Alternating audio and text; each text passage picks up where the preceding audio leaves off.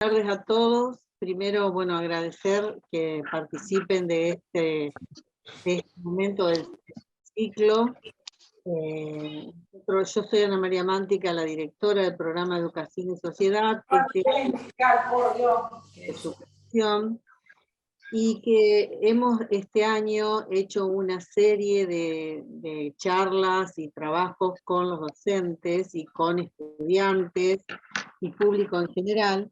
Hicimos unas charlas referidas a educación, problemáticas emergentes en contextos diversos, y estas charlas que hicimos las separamos en dos ciclos.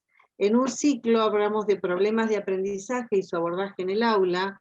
Ahí tratamos la temática de infancias diversas, dislexia, disgrafía, discalculia, autismo, ciegos y disminuidos visuales. Y el segundo ciclo, que vamos a cerrar hoy con la charla de hoy, es la mediación tecnológica en la enseñanza y los aprendizajes. Supongo que muchos de ustedes participaron de las charlas de este último ciclo, porque vemos que hay mucha gente que ha tomado todas las charlas y algunos que han tomado las charlas de los distintos ciclos.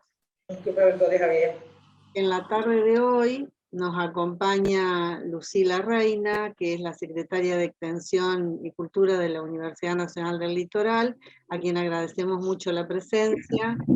Nos acompaña también Verónica Henrich y Silvina Malizani, que trabajan en el área de programas y proyectos de extensión. Y dentro del programa Educación y Sociedad agradezco el acompañamiento y realmente porque durante todo este ciclo, que fueron muchas las charlas, estuvieron siempre trabajando y aportando Sofía Espínola y Patricia Escobar, que se encargan de la parte administrativa, organizativa, o sea que son las que hacen todo el trabajo para que nosotros podamos estar hoy acá charlando y ustedes escuchando y las docentes presentando. Y también Silvina Reyes y Magali Freire, que son las docentes en el marco de Educación y Sociedad. Así que bueno, buenas tardes para todos. ¿Querés, Lula, saludar un poquito? Bueno, entonces los dejo un ratito con la secretaria de Extensión y Cultura. Bueno, ya iba a comenzar a hablar sin desmutearme. Bueno, buenas tardes a todos y a todas. Mi nombre es Lucila Reina. Como dijo Ana, soy secretaria de Extensión y Cultura de la universidad. Y quería darles la bienvenida a este último encuentro del ciclo, en el marco de los 10 años de la creación del programa de extensiones de Educación y Sociedad. La verdad que es de felicitar, porque el objetivo de este ciclo fue compartir una serie de reflexiones en torno a las dificultades y desafíos que en la actualidad se presentan como parte de la agenda educativa, tanto en las instituciones educativas como en otros contextos de enseñanza y aprendizaje.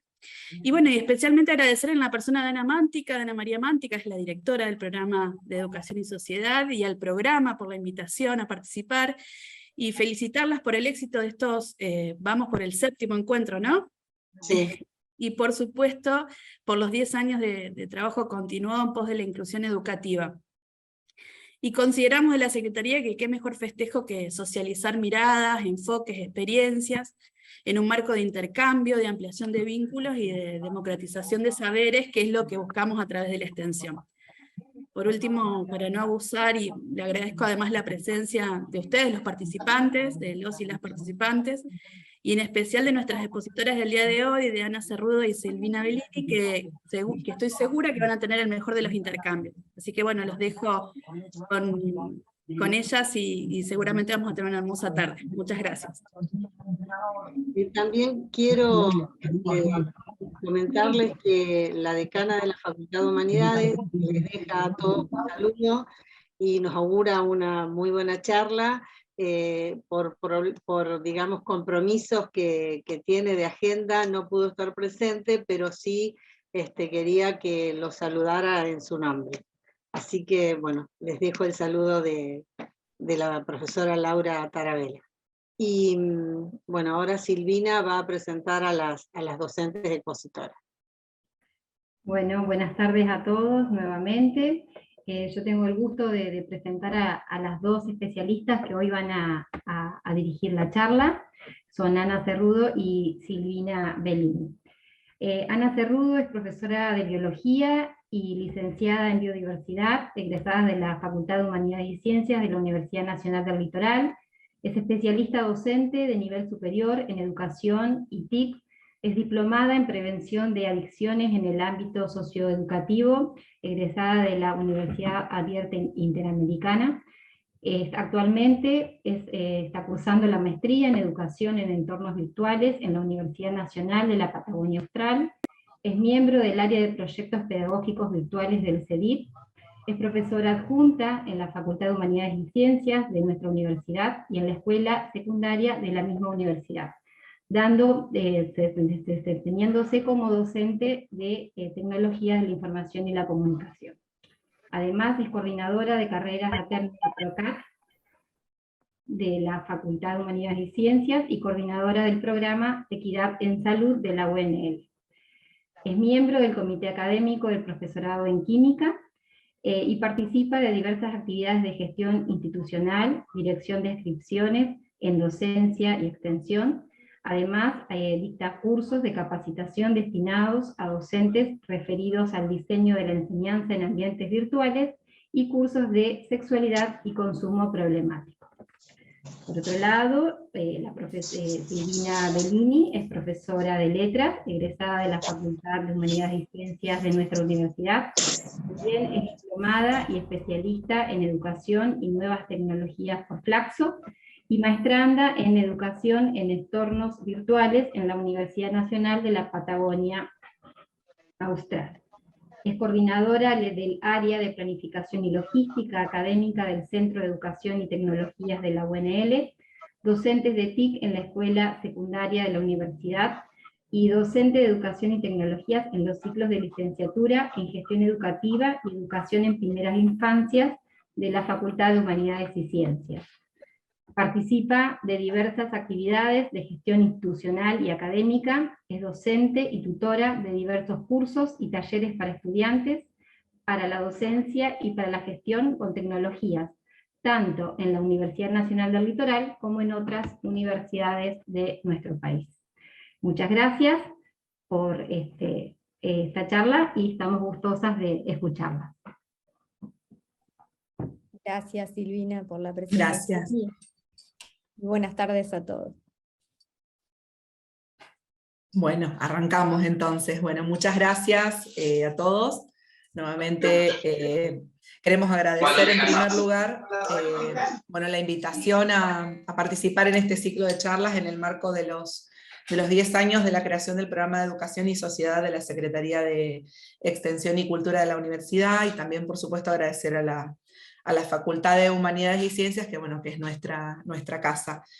Ya nos han presentado y han contado un poco quiénes somos, y qué hacemos, y un poco han contextualizado nuestra presencia acá el día de hoy. Básicamente habrán escuchado muchas veces la palabra tecnologías, así que bueno, como verán, nuestra preocupación justamente gira en torno a cómo las tecnologías entraman, en primer lugar, los procesos o cómo pueden entramarse en los procesos de enseñanza y aprendizaje, pero bueno, justamente pensar el rol de las tecnologías en general en nuestra vida cotidiana, en nuestras prácticas cotidianas, empezando por supuesto por las prácticas que realizamos en el ámbito académico.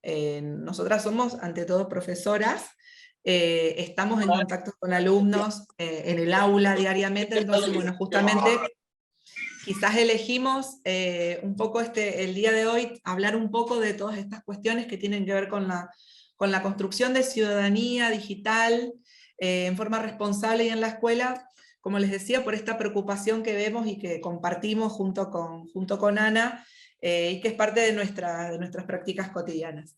Hoy justamente en nuestro espacio de trabajo que compartimos en el Centro de Educación y Tecnologías y también en la escuela, comentábamos, es un tema que quizás nosotras estamos muy acostumbradas a charlar y a conversar e intercambiar, Y bueno, hay una compañera que acá la veo que está presente con la cámara prendida, Nati Fesia, nos dijo de un tema del que no se habla mucho, el de la responsabilidad digital y de cómo por ahí se construyen prácticas y se comparten prácticas en la escuela. Entonces, bueno, ahí un poco justificando nuestra presencia y hablar de este tema el día de hoy. Bueno, ahí vamos a ir silenciando por ahí a los participantes que se les abren los micrófonos. Yo ya silencié a 20 por lo menos, pero por favor silencien su micrófono. Bueno, les contamos más o menos cómo pensamos organizar la exposición. Vamos a tomar en dos turnos la palabra, voy a estar comenzando yo y luego hacemos un pequeño corte y el cierre de la exposición lo va a realizar Ana. Así que bueno, en ese pequeño cortecito, quizás si quieren ir dejando preguntas en el espacio del chat, las vamos a ir retomando sobre el final, tampoco para no tomar tanto tiempo del encuentro de hoy. Así que bueno, si me permiten, comparto mi pantalla, que por ahí para ir acompañando un poco esta conversación que estamos comenzando. Bueno, entonces la actividad que hemos pensado y la charla que hemos pensado se denomina Ciudadanía Digital Responsable en la Escuela. Sabemos que muchos de los participantes son estudiantes que están cursando sus profesorados, muchos profesores también, así que bueno, la idea y la intención era poner el foco en lo que sucede en las aulas de la escuela. Bueno, salteamos un poco la presentación que ya la hicimos, algunos interrogantes que intentaremos responder, o quizás abrir por ahí el espacio de reflexión sobre algunos temas, para que también ustedes puedan generarse nuevas preguntas, ¿por qué no? Y tienen que ver con la ciudadanía digital puntualmente. ¿A qué nos referimos cuando hablamos de ciudadanía digital? ¿Cuáles son las responsabilidades de los adultos, de los docentes principalmente? Y cuáles también son los derechos de los niños, las niñas y los adolescentes. También preguntarnos por todos aquellos desafíos que se nos presentan en el uso cotidiano de las redes sociales, que sabemos que están presentes dentro de las aulas, inevitablemente están presentes en las aulas, las redes sociales, ya sea intencionalmente o no.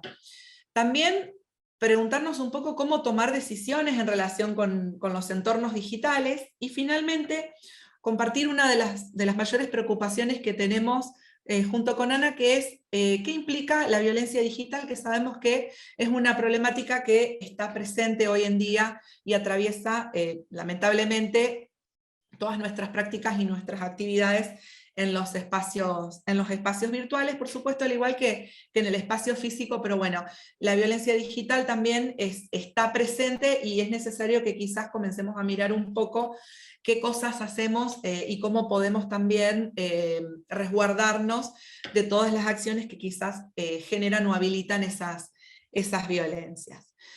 Bueno, en primer lugar, necesariamente compartimos la conceptualización, o qué entendemos por ciudadanía digital, que es el eje de esta charla. Y acá yo les comparto una definición en pantalla, que es una definición que es de la UNESCO, que es una definición también bastante extendida y aceptada.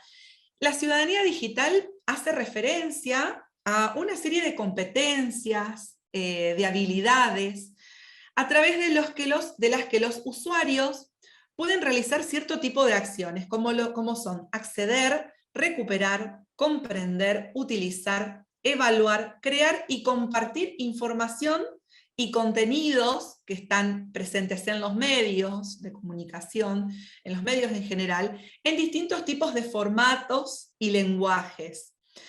Para ello, utilizan una diversidad de herramientas en forma crítica, ética y creativa, con la finalidad también de comprometerse en actividades que son personales, profesionales y por supuesto actividades del orden social.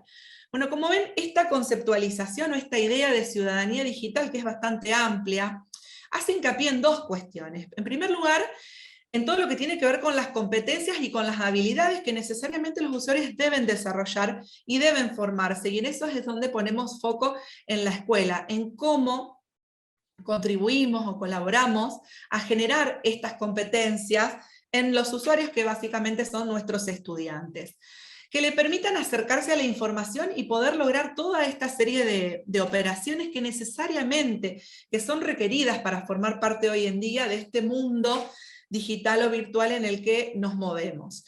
Y por otro lado, también el énfasis en los recursos y en las herramientas para también operar sobre esta información en forma crítica, es decir, poder evaluar esta información, poder tomar decisiones con suficientes herramientas que le permitan hacerlo también, poniendo en juego la dimensión ética y también desarrollando la cuestión creativa, que no es menor y que no tenemos que soslayar cuando hablamos también de cómo se construye la ciudadanía. Esta idea de ciudadanía propone pensar nuestra relación o cómo se construye este ser digital en 3 niveles, en función de cómo nos relacionamos con los contenidos y cómo nos relacionamos con la información. Seguramente habrán escuchado hablar de esta definición o esta palabra que es la palabra prosumidores. Pensamos nuestra relación en tres ejes o en 3 dimensiones. En primer lugar, nos podemos pensar como consumidores, lo cual sería o nos ubicaría en un rol más pasivo, porque somos simplemente receptores de información.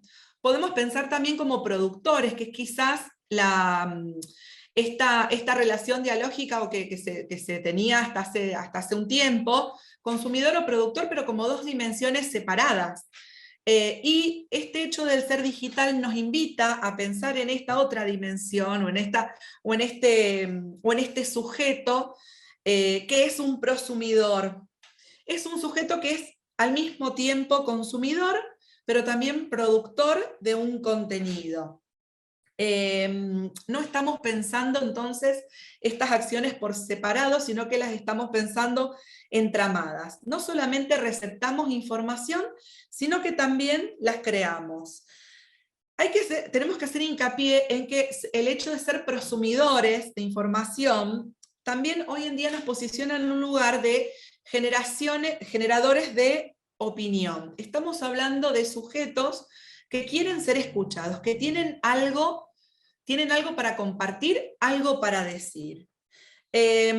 Por ahí, si nos pensamos a ver un ejemplo de cómo se da esta relación del consumidor, el productor y el prosumidor, podemos pensar, por ejemplo, en una crítica de cine, una crítica literaria. Fíjense que en las redes sociales abundan cada vez más espacios o cuentas que están específicamente destinadas, por ejemplo, a discutir contenidos en relación con el cine, es decir, parten de un producto que ya está dado y se genera en ese espacio opinión sobre ese producto, y bueno, vemos ahí cómo se van mezclando estas roles y estas funciones. Para avanzar un poquito más en esta cuestión, vamos marcando por ahí algunas claves que son interesantes recuperar para pensar esta cuestión de la ciudadanía digital. Entendemos que esta concepción de ciudadanía digital es una construcción dinámica y que se enriquece y se modifica en forma permanente. La invitación que nosotros hacemos, y quizás la idea es poder reflexionar sobre cómo se comportan o cómo nos comportamos los sujetos dentro de los espacios digitales, y también poder tener en cuenta todas estas acciones y todas estas operaciones que realizamos constantemente. Acá nosotros por ahí pensamos un poco la idea de la huella digital, que está en relación con la construcción de la identidad digital. A ver, ¿cómo pensamos esta idea de huella digital? Así como en los objetos y en las superficies que tocamos con nuestras manos en forma diaria y en forma cotidiana, dejamos marcados esas huellas dactilares que se pueden visualizar y que se pueden recuperar. Tenemos que pensar que de la misma manera, en el mundo digital construimos y dejamos constantemente marcas y huellas, dejamos un camino de huellas y datos. dejamos información sobre nuestra persona, que es visible para otras, para el resto de las personas, para el resto del mundo en definitiva. Pensemos en fotos, en videos, en publicaciones, comentarios que hacemos en las plataformas, en las redes sociales, todas las intervenciones que realizamos y que compartimos. Pensemos, por ejemplo, en las etiquetas que hacemos en una publicación, en una red social, los comentarios que vamos dejando. Todo eso que está ligado o vinculado a nuestro nombre es la manera y es la forma en la que otros pueden conocerlos más, y de esa manera se constituye esto que se denomina identidad digital. Son dos cuestiones que están totalmente relacionadas y vinculadas, y que quizás no podemos analizar en forma separada, pero es muy importante pensar y reflexionar en qué cosas compartimos en los espacios en los que circulamos, en los espacios en los que habitamos hoy día. Y esta es una de las cuestiones sobre las que nosotras trabajamos muchísimo y más profundamente y más fuertemente con nuestros estudiantes, porque muchas veces sabemos que sobre todo los adolescentes no son conscientes de todo lo que están compartiendo y todas estas huellas que están dejando en todas las redes sociales en las que interactúan.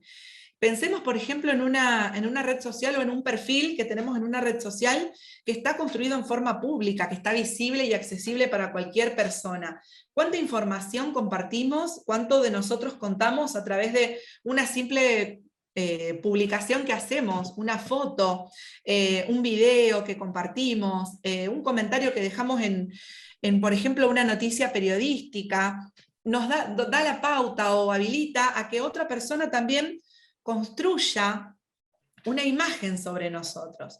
Entonces, por eso, bueno, nosotros, esto insisto, lo enfatizamos mucho con los y las estudiantes, sobre todo los chicos de la escuela, que pensar que la identidad digital, esta identidad que nosotros construimos, tiene dos aristas o dos caras.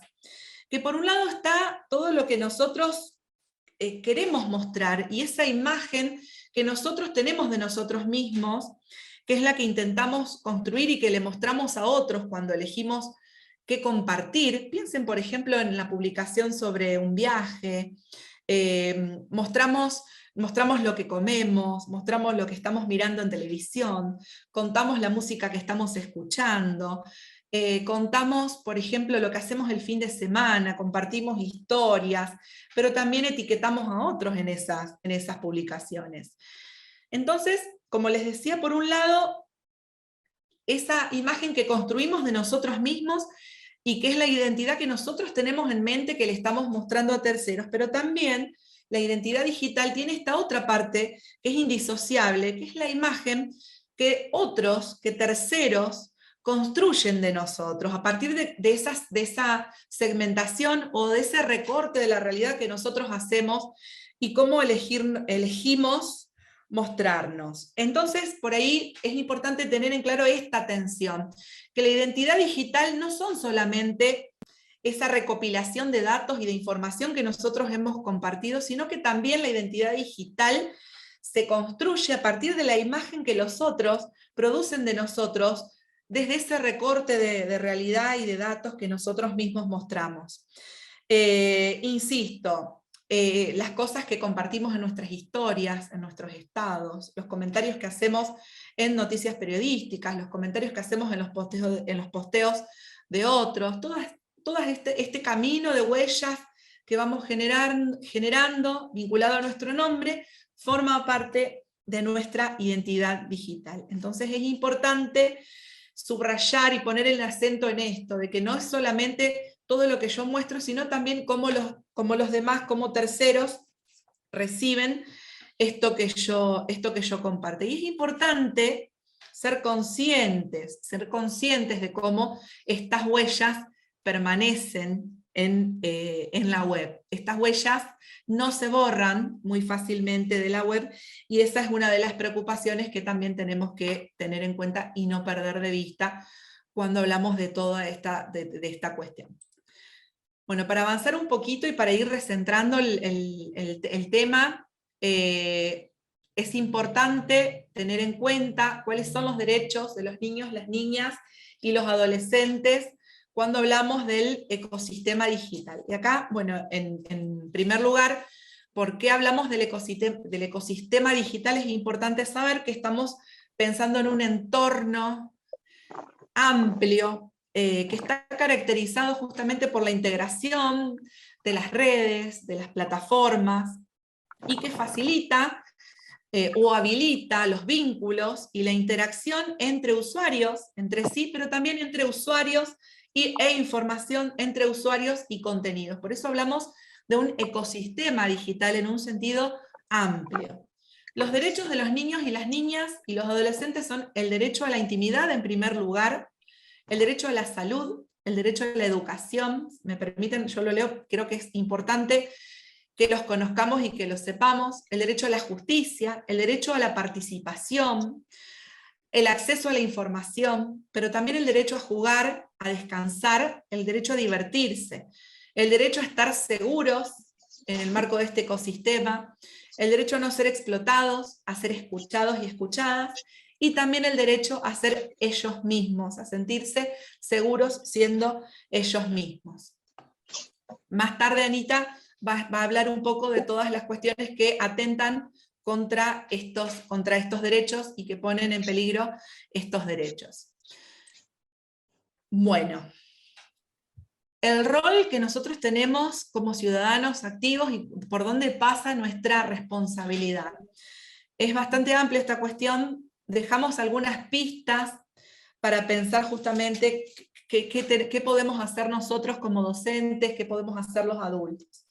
En primer lugar, permitir y habilitar la reflexión sobre esto que sucede en los espacios y en las redes en general, que se confunde un poco la libertad de expresión con decir cualquier cosa libremente que se nos esté cruzando por la cabeza. No es lo mismo la libertad de expresión con opinar sobre cualquier tema de cualquier manera y en cualquier tono.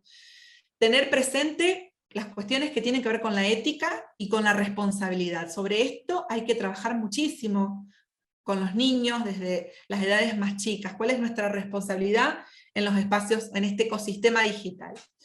También trabajar mucho sobre las normas de comportamiento en la web, que comúnmente se denominan etiqueta. Más adelante voy a comentar algunas cuestiones en relación con esto. Tener presente también lo que sucede cuando accedemos a contenidos determinados y el famoso algoritmo que nos muestra, que nos presenta y que en cierta forma nos direcciona a acceder a distintos tipos de contenidos.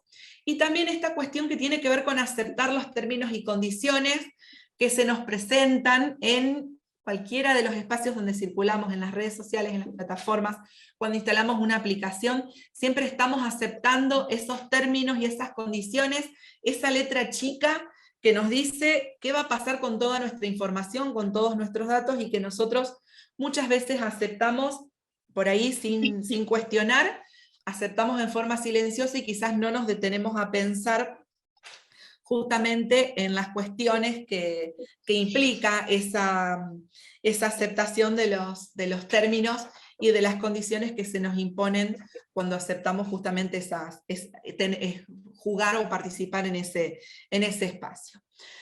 Bueno, cuando hablamos justamente entonces de los derechos, tenemos esta otra contracara que tiene que ver con nuestras responsabilidades. Y yo quizás me permito detenerme un poquito en estas normas de comportamiento en la web, esto que se llama por ahí etiqueta, que son normas básicas que también tienen que ver con ciertas competencias y con ciertas habilidades que se pueden trabajar desde la escuela en primer lugar.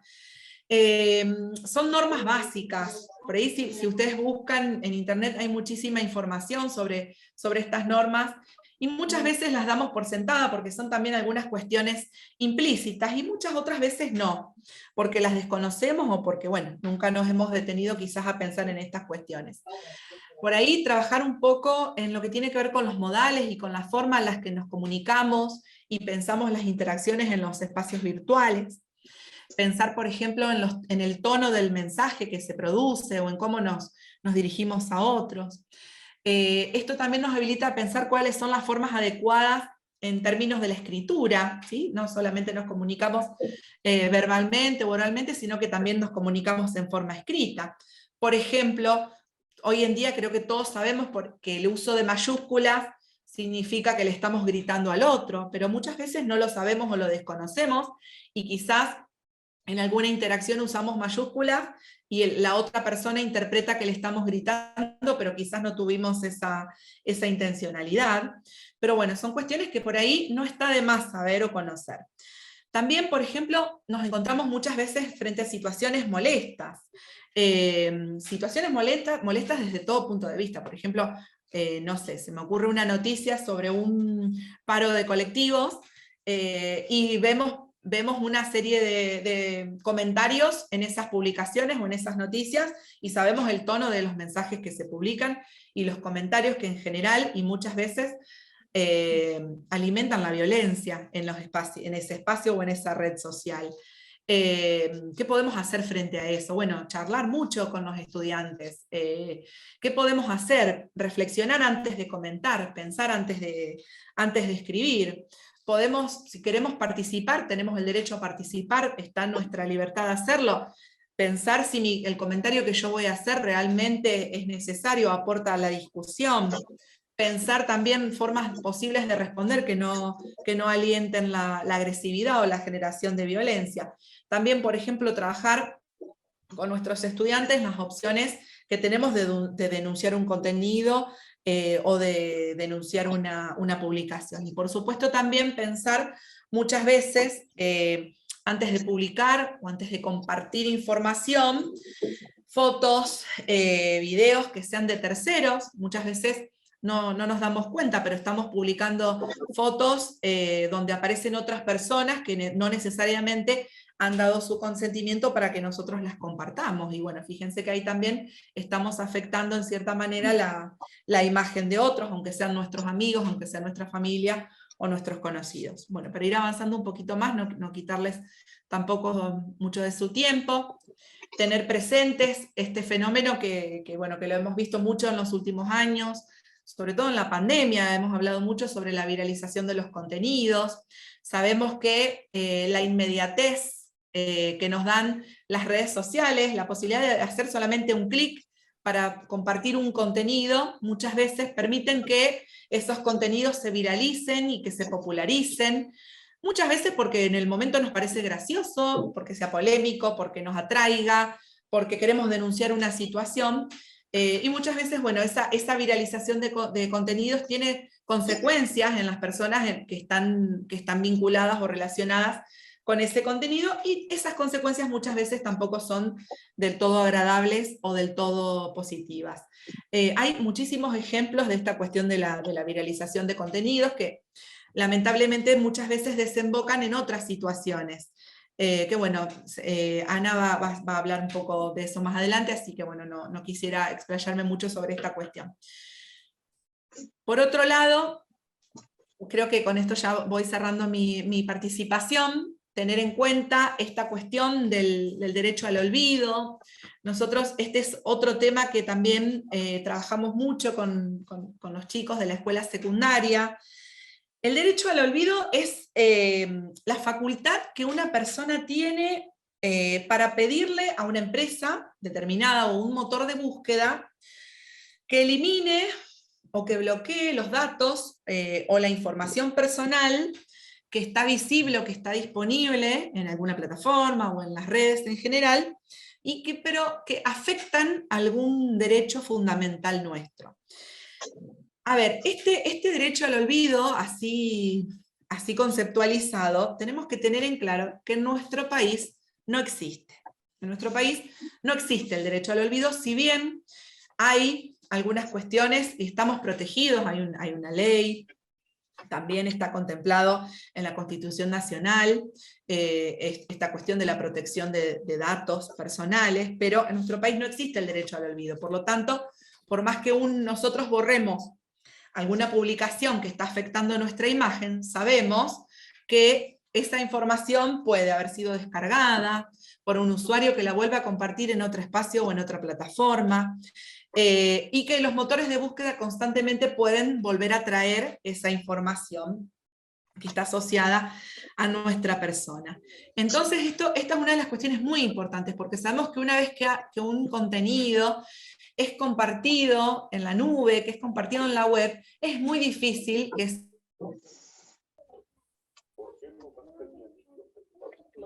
ese contenido de circulación o finalmente se olvide, entre comillas, como se denomina este derecho. Es importante entonces enfatizar en que perdemos el control de nuestros datos y de la información que compartimos desde el momento en que elegimos compartirla. Y sabemos que muchas veces también ese compartido es ajeno a nosotros, pero hay que ser muy consciente que es muy difícil que esta información se borre o desaparezca de los espacios. Bueno, por último, esta cuestión, otra de las preocupaciones o de las pistas que nos sirven para entender un poco esta cuestión de la ciudadanía digital es la cuestión de la desinformación. La desinformación sería un tema para charlas, talleres y cursos porque es un tema bastante complejo, bastante extenso, pero no queríamos dejar de mencionarlo porque es un tema que por ahí también incluye distintos tipos de fenómenos. No es lo mismo la desinformación o la mala información que una fake news. Las fake news son directamente noticias falsas. La desinformación implica otras cuestiones que, bueno, acá les comparto en pantalla, que es importante saber, pero fíjense, hay distintos tipos de mala información y no necesariamente es la información falsa. La satirización o la parodización de acciones, de personas o de sucesos, la manipulación de los contenidos, la generación de contenidos que suplanta una fuente genuina. Esto lo vemos muchísimo en las redes sociales, sobre todo en Twitter, por ejemplo. Piensen en cómo se falsean sitios de noticias, cuando ciertos titulares o imágenes o información nos llevan a otro contenido. Esto se denomina conexión falsa. Muchas veces, por ejemplo, vemos una noticia y hacemos clic y caemos en una publicación que nos hace ir al siguiente contenido y al siguiente, y así caemos como en un rulo de noticias o información que nos obliga a consumir publicidad en el medio o a ver otra información que no necesariamente nos lleva a ese titular por el que nosotros ingresamos. El contenido engañoso para vincular a personas a ciertos tipos de acciones. Contenidos que toman algunos elementos que son verdaderos, pero que en cierta forma manipulan o falsean la información, y finalmente, bueno, ese contenido genuino que está confundido con la información falsa. Hay muchas y diversas estrategias para trabajar esto. Desde la escuela nosotros trabajamos distintos tipos de recomendaciones para los estudiantes, por ejemplo, en chequear la información accediendo a sitios seguros, siempre revisar las fuentes, ir en primer lugar a los sitios oficiales. Por ejemplo, en el marco de la pandemia veíamos muchísima información, sobre todo al inicio de la pandemia, sobre, por ejemplo, las vacunas. Saber que hay sitios oficiales donde siempre podemos chequear la información que está circulando antes de poder compartir eso que no sabemos si es cierto o no. Entonces mirar y sospechar un poco de la información que vemos y leemos en las redes, que no necesariamente es verdadera o no siempre es verdadera. Bueno, dejo de compartir la pantalla hasta acá. Ahora le voy a ceder la palabra a Ana. Por ahí no sé si tienen algún comentario, alguna reflexión que sea chiquita, quizás la pueden ir dejando en el espacio del chat y luego las vamos a retomar sobre el final del taller. Así que bueno. Bien, sí, hay algunos comentarios que fueron haciendo mientras vos ibas hablando. Así que después, lo que sí voy a pedir, hay micrófonos que están activados y esa interferencia por ahí es por ahí media molesta, si los pueden apagar. Nosotros no podemos porque ya tenemos reducido la vista de los participantes y no se puede. Pero bien, bueno, retomando la presentación de mi colega Silvina, bueno, estuvimos viendo cómo se va construyendo este ser digital que consume, que produce, Y bueno, y hay veces que pareciera que la vida virtualizada es una invitación a romper con cualquier barrera, y ahí es donde nos planteamos hasta qué punto es público y cuándo es privado. Nosotros en la escuela, bueno, trabajamos mucho sobre estos temas, bueno, en general ya Silvina les fue comentando, pero hacemos mucho hincapié en lo que es público y privado desde la escuela primaria, ¿no? Desde que ellos inician a incursionar con las redes sociales, sabemos que cada vez es menor la edad en donde empiezan a usar, en donde adquieren un celular, o cuando logran que un adulto le preste también el celular, para consumir videos, que es lo que más consumen inicialmente, y a producir videos, porque sabemos que el TikTok hoy en día está en agenda de los niños y niñas, y bueno, entonces nosotros siempre lo que instamos es como adultos responsables, es de también guiarlos en lo que es, para que ellos puedan identificar cuál realmente es la información que yo puedo hacer pública y qué es lo privado que tengo que resguardar. Entonces, como les decía, ellos necesitan ayuda de los adultos, y los adolescentes también. Muchas veces tenemos que destinar tiempo a charlar sobre estas cuestiones de este ser digital que tanto estuvo charlando Silvina, y de todas sus actuaciones en lo que son las redes sociales y demás. Obviamente ese consenso invitamos siempre a que sea familiar, pero también, bueno, esperamos que sea una decisión personal, ¿no? Que siempre lo haga teniendo un uso crítico de esta información para, obviamente, resguardarnos. También otra dualidad que aparece es qué es lo virtual y qué es real. A veces mucha gente escuchamos decir que, total, pasó en internet, no es la vida real. Estuvimos viendo hasta recién de cómo se construye este ciudadano digital, este ser digital, que no solamente consume, sino también produce. Así que hoy tenemos que entender que internet y las redes sociales son espacios públicos, y como tales son reales. O sea, hay que desmitificar esto de que no es algo real. Sucede en internet, es algo real. Tiene sus efectos, tiene sus consecuencias, que no por ser virtuales son menos reales o pueden afectar menos. Por eso ahora lo que vamos a ver es el tema más que nada de la violencia que se da, la violencia digital, que no es más que un mero espejo obviamente, de los comportamientos y ejercicios discriminatorios y violentos que se dan en la vida no virtual. No hablemos de real y virtual, no, de la vida que no es virtual, ¿no? Sabemos que sigue siendo una realidad. Pasa en la vida, pasa en internet. Esto es lo que trajimos en esta plaquita de esta asociación que es Faro Digital. Bien, también tenemos que hablar de lo que es la violencia digital y el género. Recién dijimos de que internet es un reflejo de lo que es las acciones en la vida no virtual, ¿no? Y bueno, vemos que quienes ejercen estas violencias hacia las mujeres han encontrado obviamente un medio que muchas veces bajo el anonimato, como decía Silvina hoy, atendiendo la inmediatez, la viralización, entonces les es un ambiente muy propicio para generar control, dominio, abuso, intimidación, vigilancia, hostigamiento y maltrato.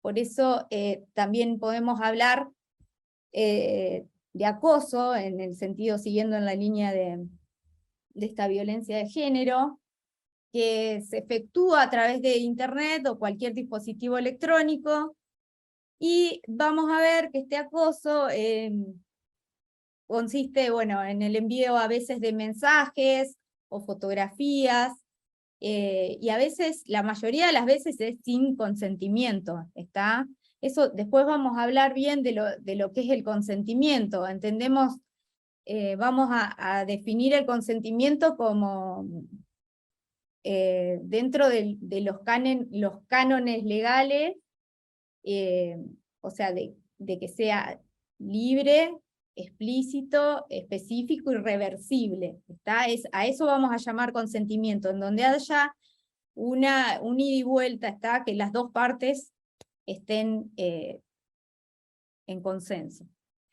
Bien, entonces tenemos el tipo de violencia digital, que es el acoso, que es uno de los más comunes. Si nosotros nos ponemos a ver estadísticas que también nos da esta asociación que es Faro Digital, estamos hablando de que 8 de cada 10 mujeres encuestadas recibieron fotos de genitales sin consentimiento. Esto pasa no solamente en el ámbito adulto, sino también lo estamos viendo en los adolescentes, el piropo digital, también a veces la exigencia del envío de fotos o información íntima.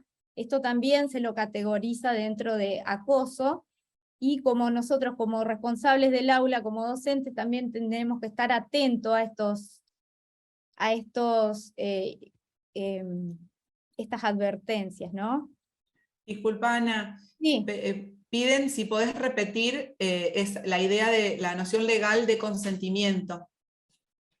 Corto porque es importante que quede claro.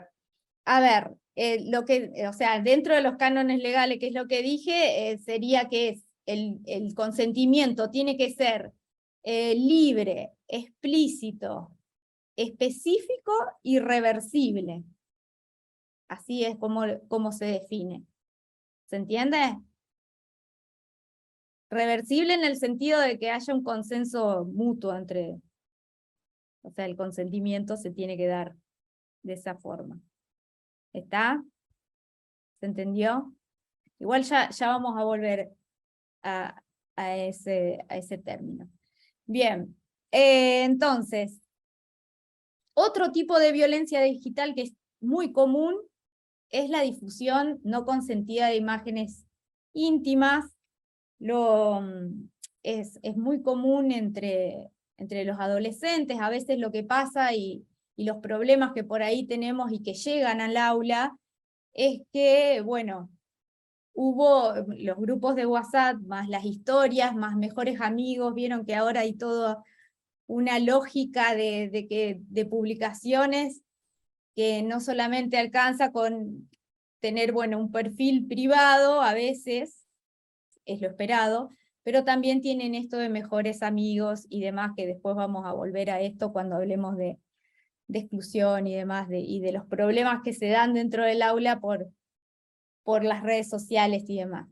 Pero a veces pasa que se filtra una foto o una captura de pantalla o una alumno que sube una foto en una historia para mejores amigos, pero ese mejor amigo que hizo tomó captura y ahí se difundió esa fotografía, que obviamente ahí pasa a ser no consentida por esa persona, pero en fin, ella o él la publicó en un momento, ¿está? Así que también tenemos que tener en cuenta que a veces se arman discusiones dentro del aula en donde quizás tenemos que buscarle la vuelta para obviamente ayudar al hostigado, al que está sufriendo la viralización de un contenido, pero también hay que tener en cuenta que después hay que retomar la conversación y hablar sobre qué es lo que voy a publicar o no. Volvemos a lo público y lo privado, ¿no? Pero esto está entendido dentro de lo que es la violencia digital. Bien. Bueno, otra de las cosas que también se dan y se categorizan dentro de violencia digital es la vigilancia digital. ¿A qué nos referimos con esto? Bueno, el tema de exigir activar la geolocalización, mostrar la última hora de conexión, compartir contraseñas, crear cuentas en conjunto, etc. Esto también es un indicador de violencia digital y se da mucho, obviamente, en las relaciones y en violencia de género se da. La intimidación también, que es el llamado doxing, que proviene de dox, derivado de la abreviatura inglesa documentos.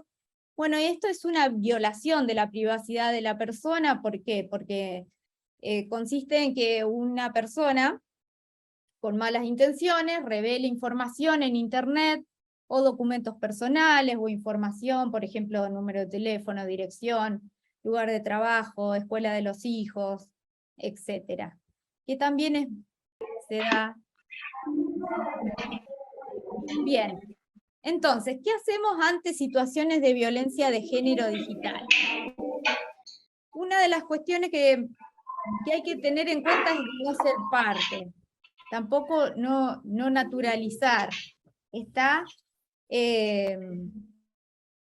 no ser parte. Una de las cosas que siempre instamos nosotros es que si recibimos algún material o algo que compromete a una persona, no ser parte es no contribuir a la viralización de ese contenido, ¿está? No sumarnos, no subirnos en lo que es, cuando sabemos que está afectando a la integridad de una persona, ¿no? No revictimizar. ¿A qué nos referimos con esto?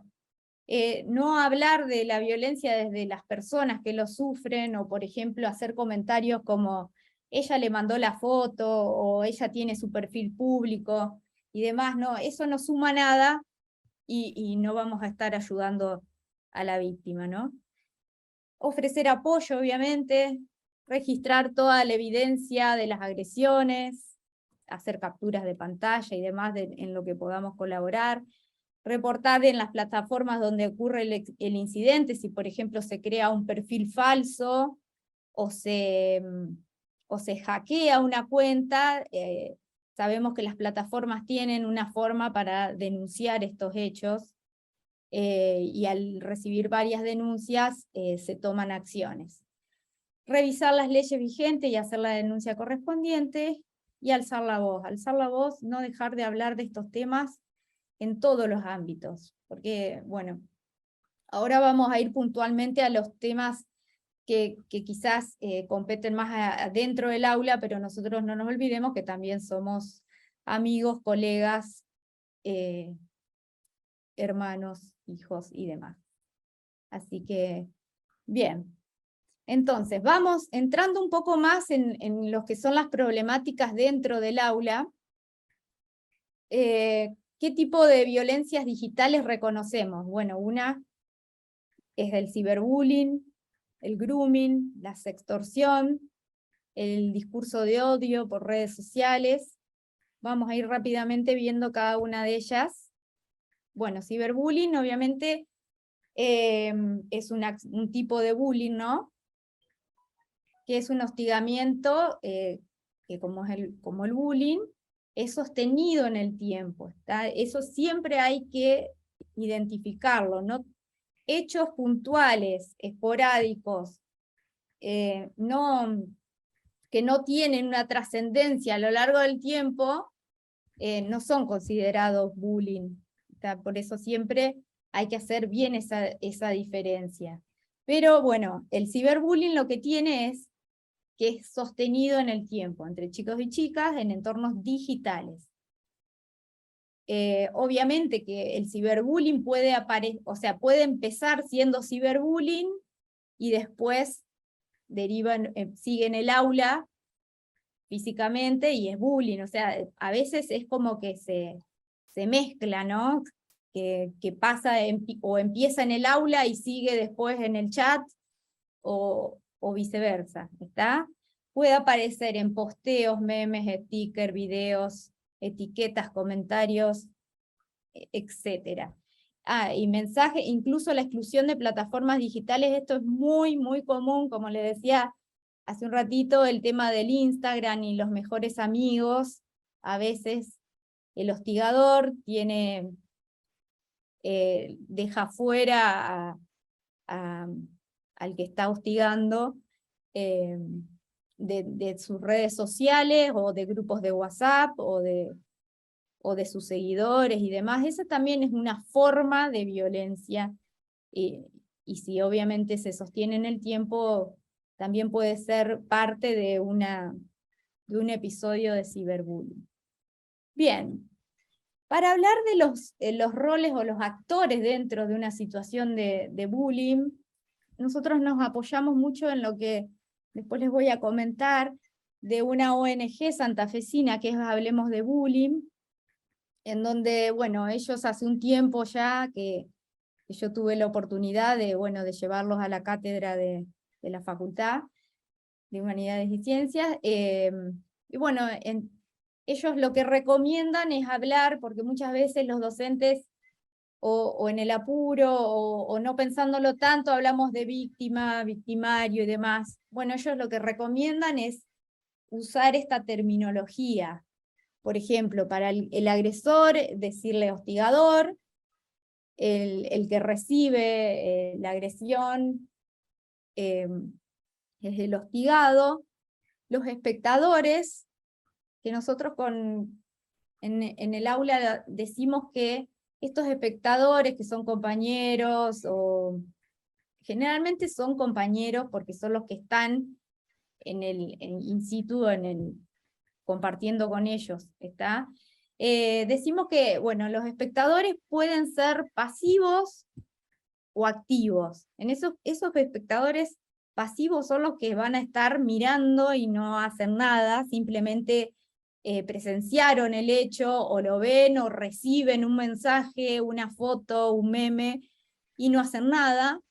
Después tenemos los espectadores que pueden ser, que son activos, pero pueden ser a su vez positivos o negativos, porque ese espectador activo o negativo es el que a veces filma, el que comparte, viraliza, como dicen ellos, el que agita al hostigador.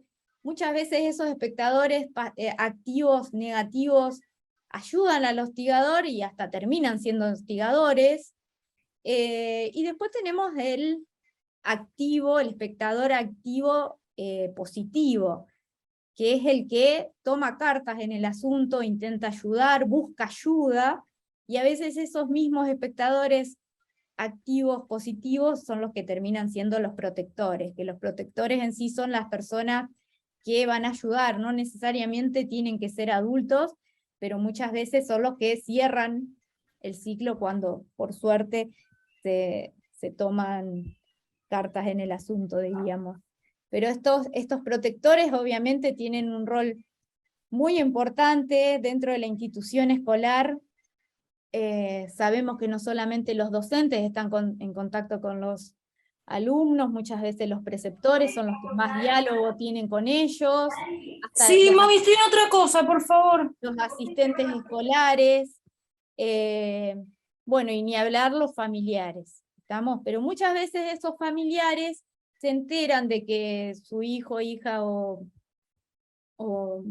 menor conviviente está recibiendo hostigación, está siendo hostigado en una situación de ciberbullying o bullying, por un compañero, por estos espectadores activos positivos que yo les comenté recién. Así que bueno, como docentes obviamente tenemos que estar muy atentos para identificar. Muchas veces es muy difícil identificar un caso de ciberbullying. El bullying por ahí se ve un poco más dentro del aula, pero cuando está pasando, que es un hecho de ciberbullying, que nosotros no tenemos acceso a las redes ni demás, siempre es como que tardamos un poco más en darnos cuenta hasta que vemos estos indicadores, que acá se los dejamos punteados para que ustedes los repasen, seguramente ya lo han visto en otras capacitaciones, pero son indicadores que nos pueden alertar de que alguno de nuestros alumnos está sometido a este tipo de acoso. Problemas de memoria, dificultad en la concentración, atención, el descenso del rendimiento escolar, depresión, ansiedad, un malestar generalizado, ¿no?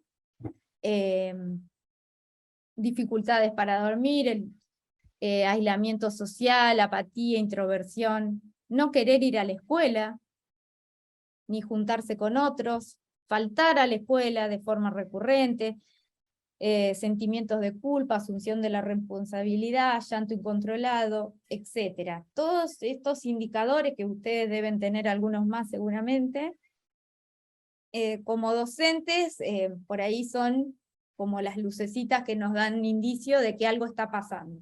Igual uno conoce bastante, por ahí en la escuela secundaria cuando es más difícil porque los tenés 1 o 2 veces por semana, un par de horas, en la vorágine de los días por ahí te cuesta más, pero si uno conoce bien al alumnado, hay indicadores que te das cuenta de que puede estar pasando una situación de este tipo de acoso, ¿no?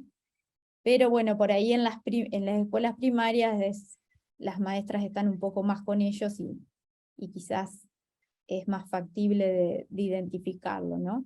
Bueno, y esto es lo que le comentaba, que esta asociación, Hablemos de Bullying, que pueden visitar su página web. Esta asociación, bueno, tiene actividades, propuestas, talleres, dan capacitación, tienen material que pueden pedir, descargar. En pandemia estuvieron trabajando mucho con las instituciones y ofrecían gratuitamente estos protocolos y demás. Bueno, y también se habló mucho de lo que es el ciberbullying, porque en pandemia estábamos en el aislamiento y bueno, las situaciones seguían presentes a través de la comunicación, obviamente todo digital, ¿no? Bien, esto para tener en cuenta, es muy importante que los visiten. Seguramente por ahí los conocen. Bien, otra problemática referida a la violencia, y que también podemos identificar como docentes, es el grooming. Seguramente lo han escuchado nombrar, porque hubo campañas de difusión y demás. También en la página del Ministerio de la Nación hay material. Bien, el grooming, rápidamente comento que es la acción deliberada de un adulto, varón o mujer, de acosar sexualmente a una niña o niña a través de un medio digital que permita interactuar con ellos. Generalmente hay una característica que siempre obviamente es un adulto teniendo malas intenciones con menores, ¿no? Y hay una característica, es esto de hacerse pasar para ganar la confianza, para ganar la confianza en sí, para obtener su objetivo, que es tener fotos, conversaciones, y obviamente poder cometer el abuso en el peor de los casos, ¿no? Pero bueno, eso hay que, como padres y bueno, también como docentes, si podemos trabajar en lo que es la prevención. Obviamente volvemos a lo de lo que es público, qué es lo que hacemos público, qué es lo que hacemos privado, qué es lo que mostramos, como hoy hablaba Silvina, qué es lo que yo muestro y permito que los demás vean de mí. Y además sabemos que hay mucha gente malintencionada dando vuelta, por eso estos temas tienen que hablarse en el aula. Y en la familia ni hablar, ¿no? Bien, en la Argentina el grooming es un delito penado por ley, que obviamente además puede ser la antesala de otros delitos como divulgación de fotos, fotografías que comprometan a menores y demás. Pero bueno, hay un número para llamar, que es el 137, para efectuar denuncias, que está a las 24 horas. Bien, otro tema que también lo nombramos sobre violencia digital es la sextorsión. Algo muy comentado últimamente, que es el sexting, que es el envío de fotos, videos íntimos por medios digitales. En realidad es una práctica que si es consensuada, obviamente es legítima, pero siempre que haya consentimiento, ¿no? El envío de fotos y demás. Pero por eso también es otro tema a hablar en las instituciones escolares, más que nada con los adolescentes. El tema de a quién envío, qué pasa una vez que yo doy enviar una foto. Ha habido casos, hemos tenido casos en las instituciones escolares de que alguno mostró indebidamente a un amigo, lo pasó y se viralizaron fotos comprometiendo a alumnos. Así que por eso es otro tema muy importante para charlar, porque los daños después que sufre la persona que se ve involucrada en este tipo de viralizaciones es muy serio. O sea, hay problemas también que después se manifiestan de ausentismo escolar, obviamente de vergüenza, de malestar y de llantos y demás, pero por eso tenemos que trabajar mucho en el tema de la privacidad, ¿no?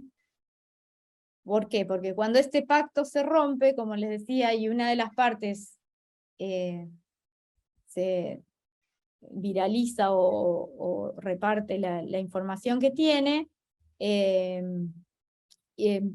como que afecta a la otra persona, que obviamente rompe con el pacto del consentimiento y demás, pero también, bueno, esto es usado a veces como medio de extorsión, ¿tá? Y amenazas hacia las personas que se ven involucradas, ¿no? Este tipo de violencias no está tipificado en el Código Penal, pero obviamente se puede denunciar penalmente por divulgar información personal, está bajo esta ley. Y bueno, acá dejo un par de números, pero si ustedes se fijan también en la parte del Ministerio de Educación que habla sobre estas temáticas de violencia digital, los pueden encontrar.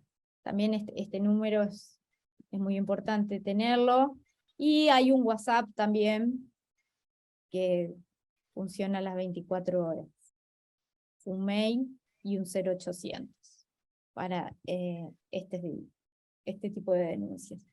Bueno, y por último vamos a ver el tema de los discursos de odio, que lo vimos. Ustedes dirán qué queremos decir con esto, pero bien. ¿Qué son los discursos de odio? Son mensajes, obviamente cargados de negatividad, que circulan por medios digitales y que agreden a grupos históricamente discriminados, o sea, por su etnia, religión, identidad de género, orientación sexual, cuerpo y hasta por enfermedades y patologías. Por ahí los chicos no dimensionan la gravedad y se prenden, en estos hay algunos influencers o demás que siguen, y se prenden en fomentar, en alentar estos discursos, ya sea por llamar la atención o lo que fuera. Están en la adolescencia y sabemos que estas conductas por ahí surgen, pero también volvemos a lo mismo, que hay que charlarlas mucho en el aula y desalentar todo tipo de violencia, ¿tá? Después podemos puntualizarla, pero el respeto y la violencia son dos temas que tenemos que trabajar en el aula, sea la materia que tengamos, la disciplina que nos toque impartir. Bien, los discursos de odio tampoco están tipificados generalmente en Argentina, pero también si incumbe al INADI, sí los puede contemplar el INADI. ¿Está? Pero como les decía recién, la acción y prevención depende de todos los que habitamos este espacio, esta reunión hoy. Porque obviamente que ¿dónde se dan más que nada los discursos de odio? En las redes sociales son el canal más activo y el terreno en donde podemos encontrar muchísimo de estas manifestaciones y demás, porque bueno, ya en Twitter también a veces pasa que tienen esos hilos cargados de odio, sería, o de agresiones, que son inmedidas y que bueno, no está bueno que los adolescentes se inclinen por este tipo de participación en las redes sociales. Bien. Con respecto a las experiencias que les habíamos prometido que íbamos a hablar, bueno, particularmente nosotros, bueno, estamos en la escuela secundaria de la universidad, y bueno, con Silvina somos profesoras de primero, segundo, tercero y quinto año en la materia TIC.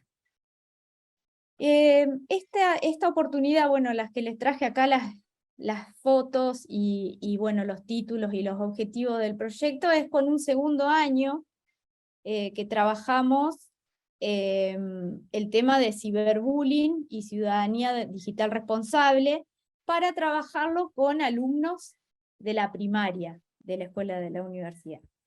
Los alumnos de la primaria tienen sus profesoras que trabajan muchísimo sobre lo que es la seguridad, los datos y demás, pero bueno, nosotros fuimos para refrescar, para sensibilizar, para informar, a trabajar con los chicos. El proyecto bueno, son dos porque trabajamos con dos cursos. Es un segundo año que ellos crearon todo, el título, los objetivos, las actividades, todo lo proyectaron ellos, pensando, primero obviamente lo que hicimos es abordar estos temas. Trabajamos mucho porque sabíamos que también había algunos problemas internos ahí, entonces la idea era que ellos mismos se hagan de la temática, y que hasta que no se lo crean y que ellos estén seguros de que lo que iban a llevar a la escuela primaria era realmente lo que defendían, que no íbamos a ir supuestamente. Pero bueno, los chicos trabajaron mucho, se interiorizaron mucho en los temas, y lo que hicieron es, bueno, este primer grupo trabajó, se llamaba concienciavirtual.com, le pusieron al proyecto. Y los objetivos que se habían planteado era sensibilizar e informar sobre el ciberbullying y sus consecuencias a los chicos de la escuela primaria, y concientizar sobre la responsabilidad digital y el cuidado de datos personales. Cabe destacar que los chicos tienen teatro de primero a quinto año, entonces lo que prepararon fue como, bueno, hicieron toda una introducción y prepararon como una obra, una mini obra de teatro representando una situación de ciberbullying. Entonces, mientras iban representando, también iban dialogando. Por ejemplo, en este caso que los chicos de la primaria tenían que identificar cuáles eran los actores, ¿está? Todos los actores, los roles que yo hoy le comenté, obviamente que ellos se los mostraron de antemano, quiénes eran, o sea, qué roles iban a encontrar. Y bueno, el debate se dio obviamente pie al debate, a que los chicos se sinceren, que comenten, cuenten sus experiencias, además de que obviamente contar alguna situación que otra que hayan vivido sobre hostigamiento. Y después hubo una segunda parte en donde hubo un trabajo previo por parte de los de la escuela secundaria, en donde ellos tenían el listado de cada uno de los chicos y los hackearon, o sea, los stalkearon. Buscaron información en las redes sociales sobre ellos. Entonces, de cada uno tenían un listado de toda la información que habían conseguido. Entonces, en un momento quieren saber qué encontramos sobre ustedes en las redes sociales. Obviamente todo el mundo quería saber qué es lo que se había encontrado. La mayoría de ellos tienen, salvo uno o dos que tenían un TikTok abierto, todos tienen sus Instagram, los que tienen, privados. Pero ¿dónde encuentran los alumnos de la secundaria información sobre ellos? Les empezaron a decir qué deporte practicaban, dónde se habían ido de vacaciones la última vez, cómo se llamaba el padre, la madre, si tenían perro, o sea, toda información que la sacaron obviamente de stalkear a la familia. ¿Qué pasa acá? Entonces, ellos tenían la mayoría sus cuentas privadas, entonces era imposible conseguir información de ellos, individuos de 5º grado. ¿Está? Pero al tener la familia, sus abuelos, hasta tíos que han encontrado las cuentas por ahí abiertas, ellos se nutrieron, consiguieron mucha información de cada uno. Entonces, el mensaje que quedó fue de que ellos mismos, los niños de 5º grado, vayan a sus familias a concientizarlos sobre la importancia de tener las cuentas privadas, porque esto pasa. A veces los adultos mayores que no tienen por ahí, no dimensionan lo que es la virtualidad y este ser digital que tenemos que tener tanto cuidado en lo que producimos, en lo que compartimos. Bueno, por ahí tienen descuidado el Facebook, o sea, o público y demás, y ahí estos chicos que no les costó nada stalkear, encontraron muchísima información, y obviamente los dejaron boquiabiertos a los alumnos, ¿no? Y bueno, después como un cierre fue que ellos les dieron tips para mejorar no solamente su privacidad, sino la de su familia. Bueno, eso es una actividad sencillísima que es posible realizar en una misma escuela también, que tiene primaria, secundaria. Nosotros otro año lo habíamos hecho con alumnos de 7º grado, y ahí sí les puedo decir que la información que encontraron era mucho más personal, bueno, y familiar también, pero encontraron mucha información. Bien, ese es el cierre. Y después, bueno, el otro grupo puso un mundo dentro de las pantallas, le puso de título, y también con los mismos objetivos, que era hablar sobre ciberbullying, y también hablar sobre la ciudadanía digital responsable, ¿no? Por la misma lógica, bueno, también prepararon una actuación,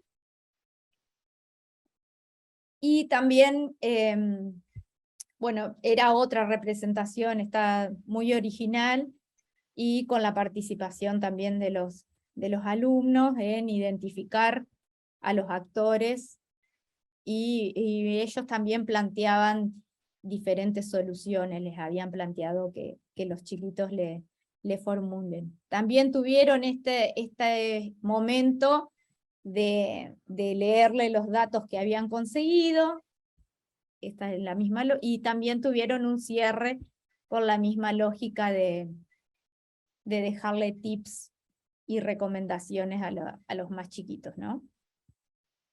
Bien, es simplemente a modo de experiencia de trabajo áulico, en donde uno lo que busca es que no plantarnos nosotros como docentes a ir a darles una charla a los más chiquitos, sino que es, o sea, compañeros un poco más grandes, vengan y dialoguen y conversen con ellos.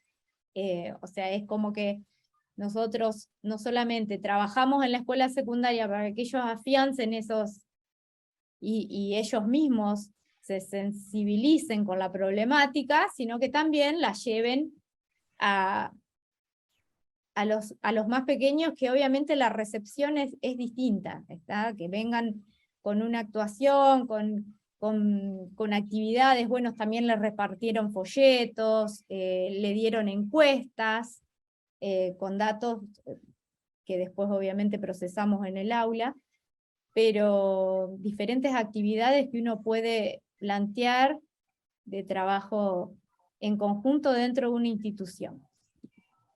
Bien, para ir cerrando, lo que nosotros queremos plantear y el desarrollo de toda la charla creo que apuntó a esto, es que, bueno, pensar en docentes comprometidos en lo que es la problemática, y también en lo que es la construcción, de guiar, ayudar, apoyar en lo que es la construcción de este ciudadano digital,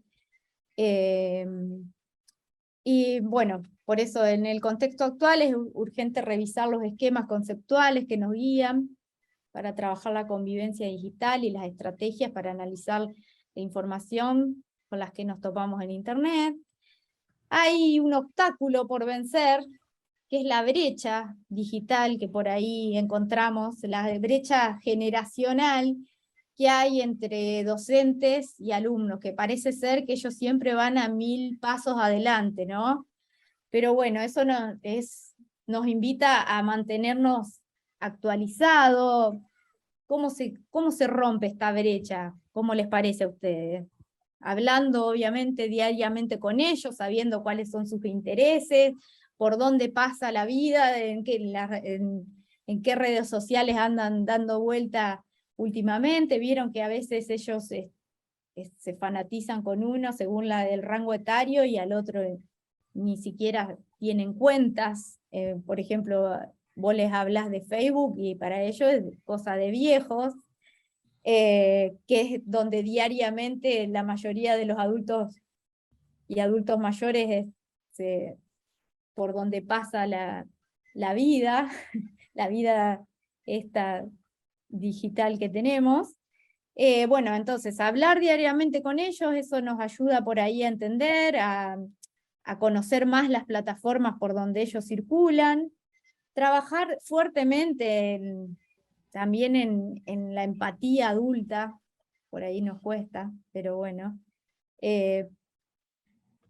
Pensar soluciones también, que obviamente no tengan que ver con que retirarnos, que si cierran la cuenta, si tenés problema ahí, bueno, cerrá, salí, no. Buscar otras soluciones, siempre valorando el sentido común, obviamente, y charlando mucho en el aula con ellos, y poniéndolos también en rol de facilitadores y de que puedan aconsejar, sensibilizar y demás a los pares.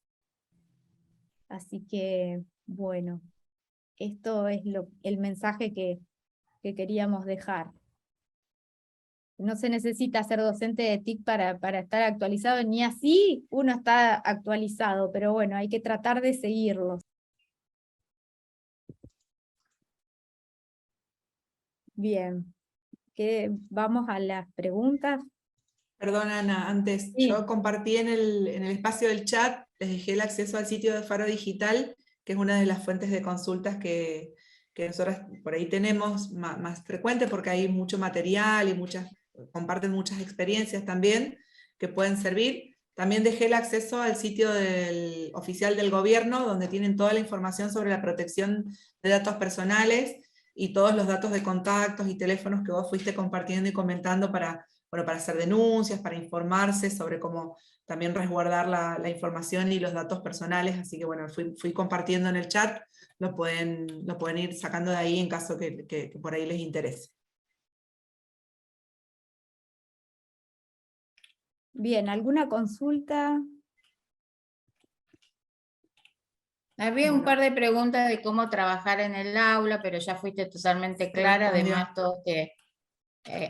todos les interesó y están totalmente agradecidos por la experiencia compartida, porque eso le va a servir, creo que a muchos de puntapié, como para poder llevarlo al aula, a sus propias aulas, así que creo que esa parte está contestada y con creces. No sé si alguien más tiene algo que quiera preguntar. Porque me parece que las preguntas que fueron haciendo las fueron respondiendo en el transcurso de la charla, las que vimos en el chat, ¿no? Pero bueno, no sé si hay alguien que quiera preguntar algo más específico, a Ana o a Silvina. Hola, acá Natalia. Hola, Nati. No sé si se me escucha bien, porque Escucha bien. Ah, bien. No, en realidad era un comentario que hice en el chat, que era porque son cosas que me fueron resonando a medida que iban haciendo la exposición, ¿no? Y pensaba concretamente en pensar esto de la responsabilidad digital en contraposición con esto que hablaban ustedes de la inmediatez que tienen las redes para que uno publique cosas. Entonces pensaba, bueno, esta relación así, que ese contraste entre las dos hace que el ser responsable digital sea más complicado, creo yo. En realidad no es una pregunta, es una reflexión que voy pensando a medida que ustedes fueron hablando. Y me quedé también con el caso de cuando hablaban de la responsabilidad y del rol activo de los ciudadanos digitales, esto de diferenciar libertad de expresión y de ética y responsabilidad, que creo que ese es como un temita ahí que está bueno así trabajar, porque la línea a veces no está clara. Sí, es un temón. Sí. No es un temita, es un temón. Sí, sí, ni hablar. Por eso te digo, lo pensaba a esto en relación con la violencia digital de género, ¿viste? Tenía muy como fresco, se me vino a la cabeza el caso de Bruno Ballesteros, que salió en la radio de Radio Sol, que se viralizó el video de él respondiéndole a la compañera, que viste, el argumento era, lo mío es libertad de expresión, ¿viste? Entonces era como muy... Bueno, justamente gracias Nati por comentarlo. Vos sabés que, de hecho, yo había pensado en ese ejemplo, pero bueno, después por ahí en el apuro, este caso, bueno, lo sintetizamos rápido, en caso de que no conozca, el periodista en vivo, en medio de una charla, estaban expresando su opinión, él con una colega mujer, y bueno, entonces él, en primer lugar, trata de silenciarla, no deja que ella dé su opinión, y constantemente se va escudando en esto de la libertad de expresión. Y bueno, ¿qué pasó después con este episodio que se dio en una radio, que se transmitió en vivo? Por eso lo pudimos ver grabaciones de eso.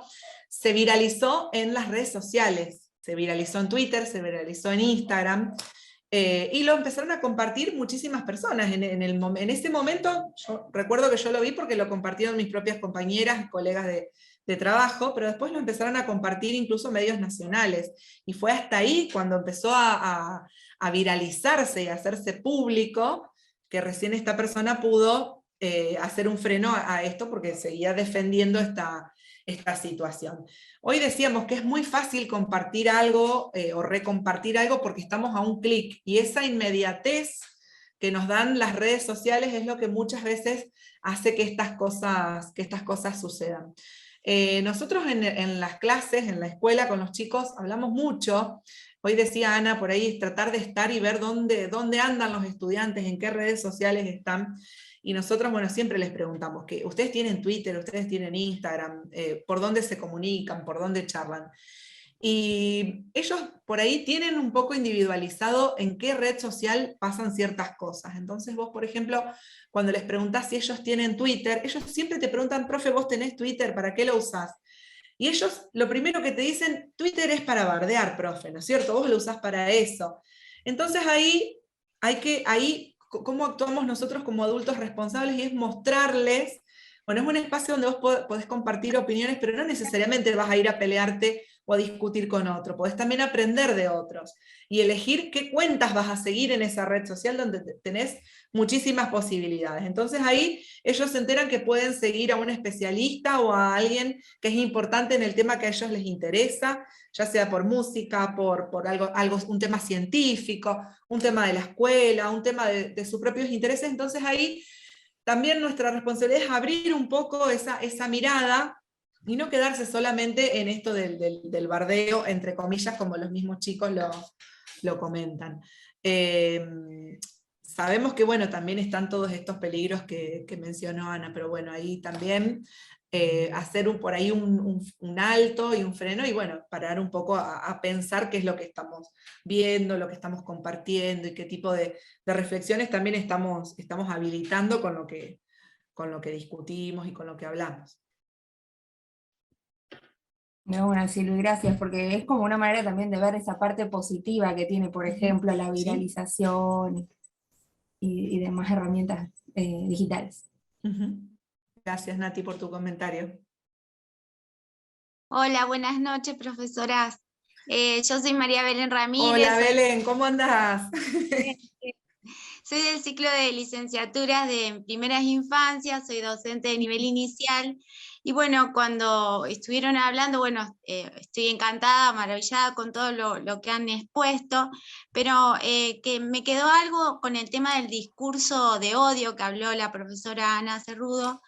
Y a nosotras nos pasa quería preguntarles cómo trabajarlo desde el nivel inicial a estos discursos de odio que por ahí se trasladan en los grupos de WhatsApp de los papás, y que después eso genera un inconveniente entre los niños, porque los papás se pelean o dicen, y entonces a veces tenemos esta cuestión de que los niños no quieren relacionarse porque el papá y la mamá no los dejan porque están peleadas entre ellas las madres, por ejemplo, y se han dicho algo en el WhatsApp.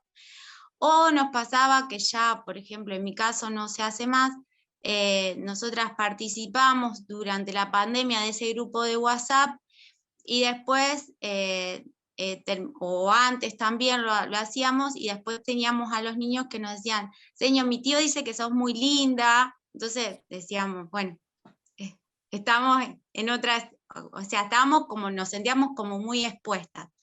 ¿Cómo trabajar con eso también? Porque desde el nivel inicial, desde que son muy chiquitos y empiezan su trayectoria educativa, estas cuestiones también están presentes. Y mira, organizando una jornada, si hay cortocircuitos entre ellos, no creo que sea la mejor opción, pero ustedes tienen el recurso del cuadernito viajero, en donde se puede trabajar desde ahí, proponiendo alguna actividad sobre el respeto, los diálogos, sí, el respeto al otro. Se me ocurre, porque armar una jornada de fraternidad dentro de la institución se van a matar entre todos, no sé, pero trabajarlo desde ahí, o el cuadernito viajero, algunas plaquitas o algunas infografías o algo que se arme desde la institución para pasarlo por las redes sociales y ver de trabajar las relaciones personales desde ahí, pero ustedes son las genias de la improvisación de las actividades. Por ahí Sí, se les puede ocurrir algo que no los junte en primera instancia. Sí, ahí, perdón, bueno, María Belén, gracias por sumarte. María Belén estuvo cursando hasta hace poquito el Seminario de Educación y Tecnologías. Salud también, por eso la conozco y sé que trabaja con proyectos muy originales. También tener en cuenta que el espacio que quizás administran ustedes, vos mencionaste los grupos de WhatsApp, las normas y las pautas de funcionamiento y de comportamiento de ese espacio, también las pueden marcar ustedes. No necesariamente tienen que ser quizás unidireccionales, pero pautar o consensuar también algunas normas de conductas propias de ese espacio.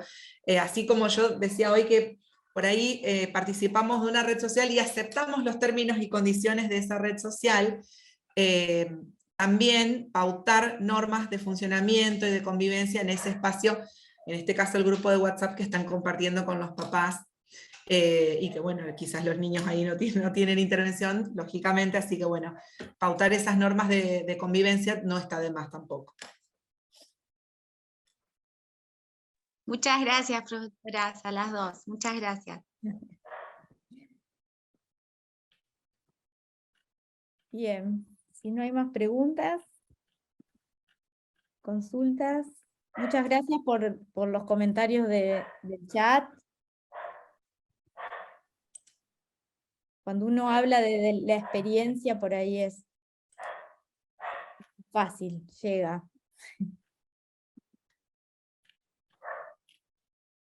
Bien. ¿Alguien más que quiera hacer una consulta? Si no, nos despedimos y agradecemos. Sí, yo estoy revisando el chat, están compartiendo algunas reflexiones, por ahí algunas preguntas que ya fuimos respondiendo. Les agradecemos también a ustedes este tiempo y este espacio que se han dado para escucharnos. Les agradecemos mucho, chicas, que hayan compartido con nosotros estas experiencias y esta cuestión teórica también, ¿no? Porque no solo fue la experiencia, sino muchos términos que uno por ahí escucha, pero no tiene muy claro qué son, y creo que es importante saberlo. Muchas gracias a ustedes, y muchas gracias a todos por hacerse el tiempo en esta época del año que vemos que los docentes y los estudiantes estamos todos con el fin de año muy ahí, Y así que muchas gracias a todos por participar y a las chicas por compartir sus experiencias y su sapiencia en el tema.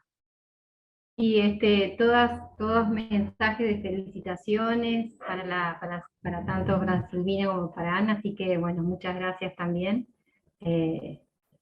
por participar. Muchos comentarios muy buenos sobre la charla, muy útil todo, muchas felicitaciones, así que bueno, más que todos lindos mensajes para ustedes. Bueno, les agradecemos a todos y a todas.